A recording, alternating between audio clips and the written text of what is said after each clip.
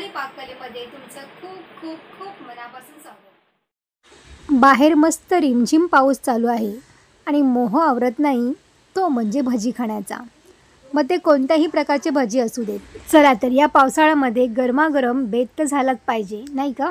तर म्हणूनच मी आज तुमच्यासाठी घेऊन आलेली आहे ब्रेड पकोडा बाईट्स। कमी साहित्यामध्ये झटपट हा पदार्थ तयार होतो आणि खाण्यासाठी सुद्धा खूपच टेस्टी लागतो। चला मग जास्तीचा वेळ न दवडता आपण आजच्या रेसिपीला सुरुवात करूया।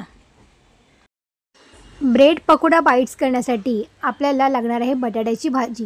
तर इथे मी 2 बटाटे उकडून घेतलेले आहेत आणि मॅश करून घेतलेले आहेत। बटाट्याच्या गुठल्या राहू द्यायचे नाहीत। तुम्हाला हवं असेल तर तुम्ही किसणीने सुद्धा ह्याला किसून घेऊ शकता। आणि त्यानंतर इथे मी 1 कांदा बारीक कट करून घेतलेला आहे, 2 हिरव्या मिरच्या बारीक कट केलेल्या आहेत। त्यानंतर आपल्याला भरपूर कोथिंबीर घालायची आहे। 1 चमचा धना पावडर घातलेली आहे आणि चवीनुसार आपल्याला याच्यामध्ये मीठ घालायचं आहे। आणि लाल तिखट मसाला अगदी मी थोडासाच घातलेला आहे आणि सगळं साहित्य आपल्याला इथे मिक्स करून घ्यायचं आहे।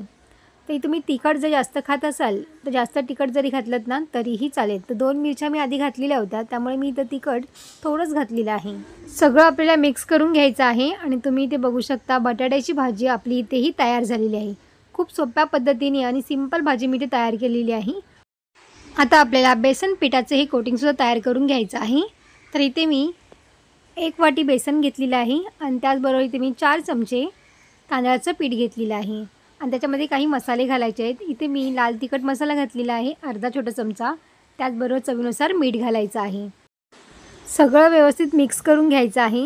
तुम्ही याच्यामध्ये बारीक कट करून कोथिंबीर जरी घातलीत ना तरीही चालेल। आणि बॅटर आपल्याला जास्त पातळ करायचं नाही आहे, थोडंसं घट्टसर ठेवायचं आहे। तर पाणी आपल्याला थोडं बेतानेच घालायचं आहे।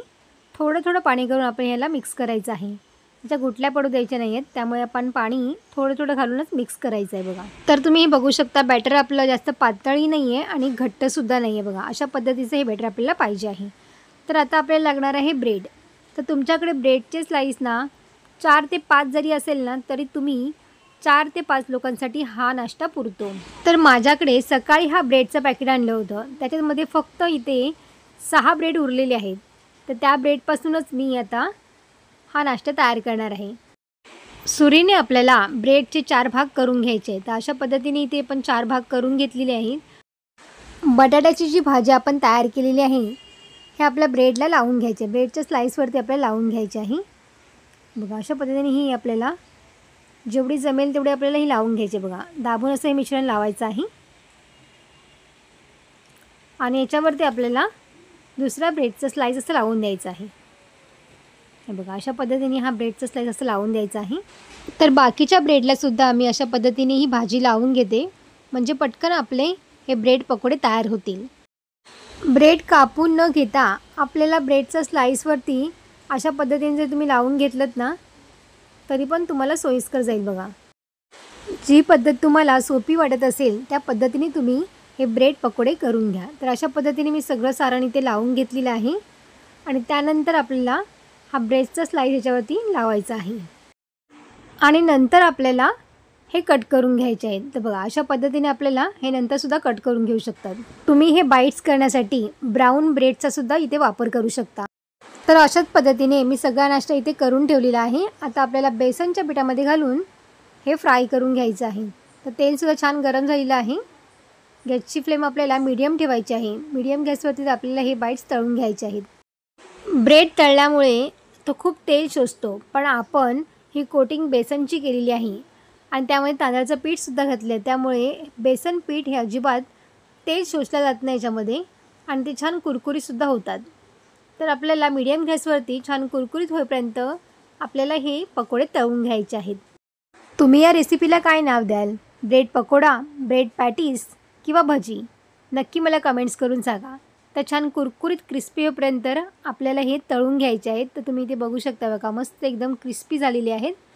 आता आपल्याला हे काढून घ्यायचे आहेत बघा। दोन्ही साईडून मस्तपैकी एकदम क्रिस्पी झालेले आहेत। तर आता आपण हे काढून घेऊया। हे बाईट्स तळण्यासाठी सुद्धा वेळ लागत नाही, अगदी झटपट आपले हे बाईट्स तयार होतात। बाहेर मस्त पाऊस पडतोय आणि गरमागरम पकोडे सुद्धा आपले इथे तयार झालेले आहेत। हे पकोडा बाईट्स तुम्ही हिरव्या चटणीबरोबर किंवा सॉसबरोबर सुद्धा खाऊ शकता किंवा लसूणची चटणी जर असेल ना तर ती खूपच छान लागते। गरमागरम ब्रेड पकोडा बाईट्स आपल्या इथे तयार झालेले आहेत. तुम्हाला ही रेसिपी कशी वाटली मला कमेंट्स करून नक्की सांगा. व्हिडिओ आवडला असेल तर लाईक, शेअर आणि सबस्क्राईब करा. बाजूची बेल आयकॉन पण जरूर प्रेस करा, जेणेकरून जेव्हा पण मी नवीन व्हिडिओ अपलोड करेन त्याची सर्वात आधी नोटिफिकेशन तुम्हाला पाहायला मिळेल. पुन्हा भेटू अशाच एका नवीन रेसिपीमध्ये. तोपर्यंत मस्त खा आणि स्वस्त रहा.